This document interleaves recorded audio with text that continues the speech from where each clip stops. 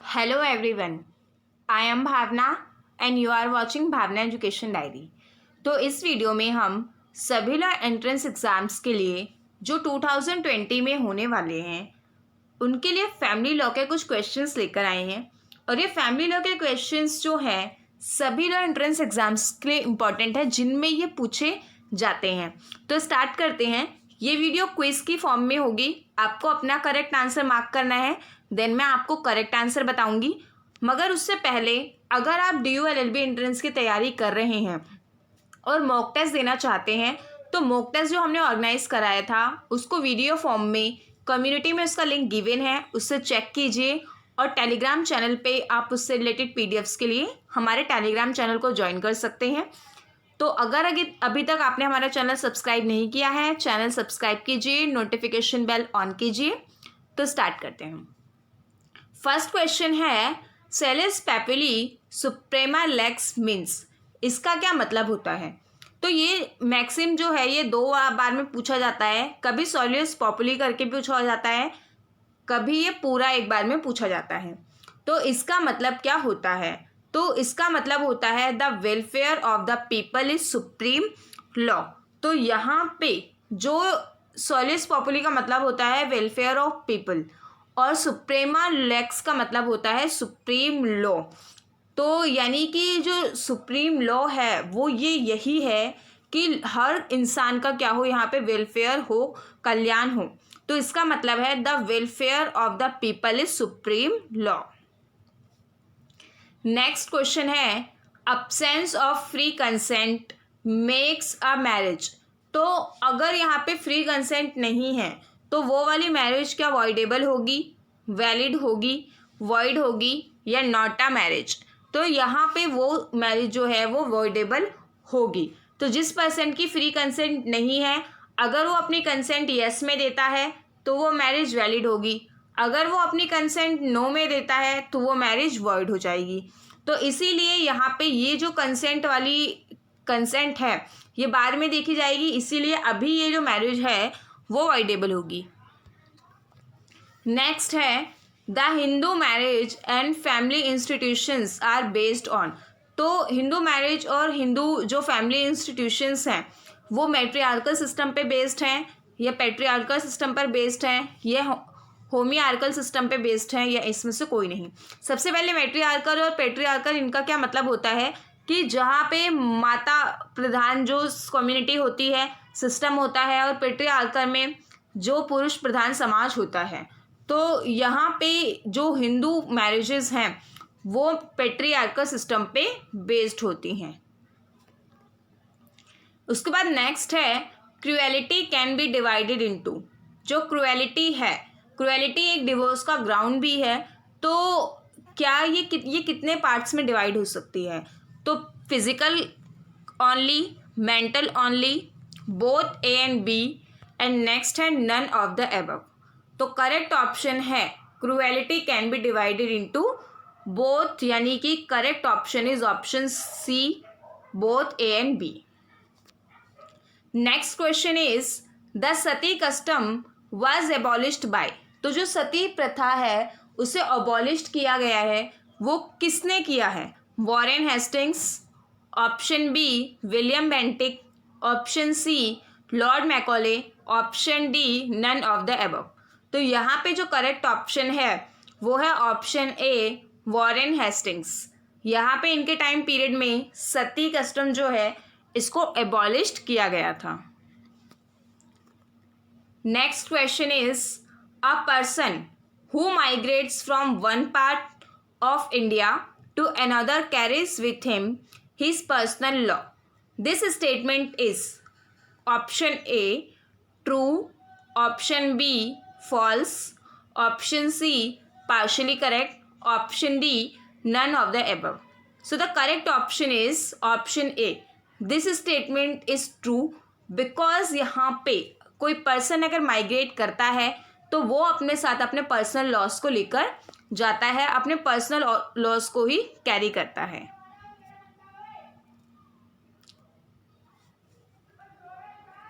Next question is what are the material sources of Hindu law. Hindu law के material sources क्या क्या हैं? तो option A shrutis, option B smritis, option C digests, option D all of the above. तो जो Hindu law के material source हैं वो ये सभी हैं, ये सभी हिंदू लॉ के बारे में बात करते हैं। Next question is dash is called coparcenary property. तो इसमें से कौन सी जो प्रॉपर्टी है वो कोपासनरी प्रॉपर्टी कहलाती है? तो option A self acquired property, option B joint family property, option C both A and B, option D none of the above. So the correct option is option B joint family. Joint family को जो है यहाँ पे क्या बोला जाता है? कोपासनरी property भी बोला जाता है। Next question is bigamy is under the Indian Penal Code. क्या बाइगमी पनिशेबल है या नहीं है? सबसे पहले ये समझना जरूरी है कि बाइगमी क्या है। तो बाइगमी और अडल्ट्री में फ़र्क होता है। बाइगमी में क्या होता है कि हस्बैंड और वाइफ, जो हस्बैंड और वाइफ होते हैं, जब ये दोनों ही लिविंग हैं और इनकी मैरिज जो है वो वैलिड है और ये दोनों लिविंग हैं, तो ऐसी कंडीशन में या तो हस्बैंड या वाइफ दोनों में से कोई भी एक पर्सन जब कोई दूसरी मैरिज कमिट करता है, अनदर मैरिज कमिट करता है, तो वो जो अनदर मैरिज होती है वो यहाँ पे कमिट करने के बाद ये जो ऑफेंस माना जाता है इसे, यानी कि ये पनिशेबल है और ये बाइगमी कमिट किया है, बाइगमी कमिट है। तो यहाँ पे इम्पॉर्टेंट चीज़ क्या होती है कि हस्बैंड और वाइफ जो है ये तो मैरिड है, जिस पर्सन से कर रहे हैं वो मैरिड भी है या अनमैरिड ये मैटर नहीं करता। तो यहाँ पे ये वाली जो सेकंड मैरिज होती है ये पूरी तरह से वॉइड होती है, वैलिड नहीं होती है ये वाली मैरिज। तो इसीलिए ये बाइगमी जो है ये पनिशेबल है इंडियन पिनल कोड के अंदर।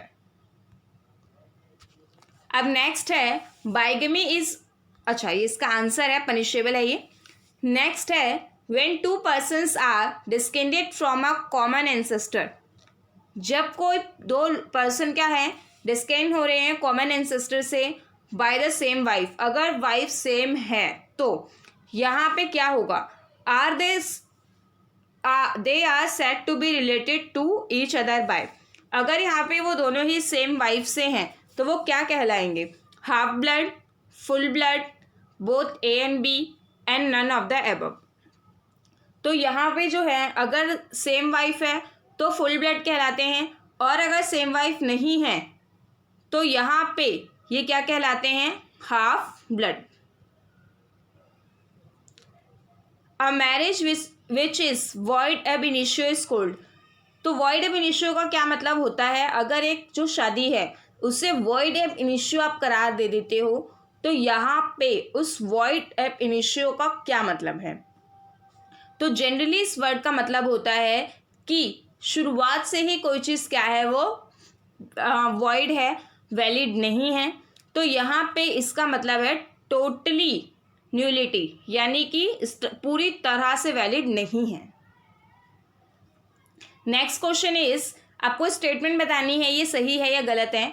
अ male Hindu can't change his religion and accept, can't बोल रहा है ये, and accept Islam in order to marry more than one wife. तो यहाँ पे जिस तरह से मुस्लिम में एक पर्सन जो है वो 4 शादियाँ कर सकता है, लेकिन अगर हिंदू में हस्बैंड और वाइफ दोनों को एक ही शादी जो है वो यहाँ पे कर सकते हैं वो। तो अगर कोई हिंदू जो है वो 4 शादी करने के लिए या एक से ज़्यादा शादी करने के लिए खुद को हिंदू के बदले मुस्लिम कन्वर्ट करता है, तो इसके अकॉर्डिंग क्या कहा जा रहा है? इस स्टेटमेंट के अकॉर्डिंग कांट चेंज, वो ऐसे अपना धर्म जो है वो चेंज नहीं कर सकता।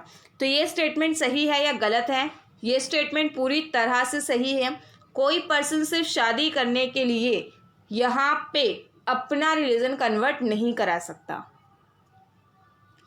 Next question is, when one of the parties to marriage is of unsound mind. जब शादी के टाइम पे कोई एक पार्टी अनसाउंड माइंड है, यहाँ पे वन ऑफ द पार्टीज का मतलब है यहाँ पे कि लड़का या लड़की कोई भी एक अनसाउंड माइंड है, तो वो मैरिज जो है वैलिड होगी, वॉइडेबल होगी, वॉइड होगी, नन ऑफ द अबव होगी। तो करेक्ट ऑप्शन जो हमारा है वो है वॉइडेबल होगी। Next question is personal laws are derived from, personal laws कहाँ से आते हैं? Option A the Constitution of India, option B legislations, option C religious texts, option D none of the above. तो करेक्ट जो option है वो option C है कि रिलीजियस टैक्सेस से हमारे पर्सनल लॉज आते हैं। इंडिया में पर्सनल लॉज हैं, पर्सनल लॉज के साथ साथ क्रिमिनल लॉज भी हैं। क्रिमिनल लॉज जो हैं वो अलग होते हैं और पर्सनल लॉज जो हैं वो अलग होते हैं। इसके अलावा यहाँ पे एक क्वेश्चन भी पूछा जा सकता है यूनिफॉर्म सिविल कोड के बारे में। अगर हम यूनिफॉर्म सिविल कोड को देखते हैं तो ये किस में फॉल करता है, कई बार ये भी पूछा जाता है, जैसे कि ये फंडामेंटल राइट में या डीपीएसपी में कौन से पार्ट में फॉल करता है। तो ये इंडियन कॉन्स्टिट्यूशन के आर्टिकल 44 में गिवन है। और अगर हम इसको देखते हैं तो ये डीपीएसपी में फॉल करता है, DPSP directive principle of state policy. तो that's all from my side and don't forget to subscribe my channel. Thank you.